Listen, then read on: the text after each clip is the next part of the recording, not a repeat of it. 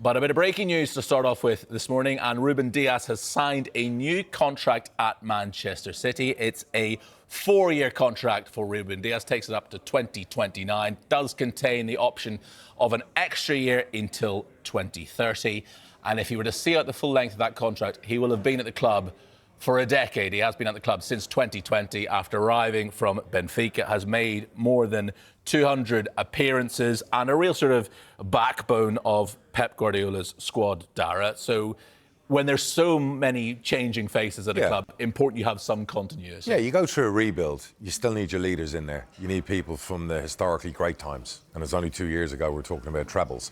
So he's a massive, important part for Pep Guardiola as part of his leadership group, world-class player. So I think that's a great, message for the fans out there, because there's a lot of, not upheaval, changes. A lot of new faces coming into that dressing room. And I know, we've seen it at our club this summer, you need some friendly faces in there to welcome them and bed them in. I don't think anybody really saw last season coming from Manchester. I mean, at the end of the day, not so quick. They still finished third in the league. Yes, but that's a bad season. We got caught up as they lost so many games in a row, which we weren't used to. Pep had broken his own personal records, amount to defeats. That I just think this season we're sleeping on them a little, and I think we talk about Arsenal, Liverpool, all these clubs. The fire in his belly. I said it yesterday.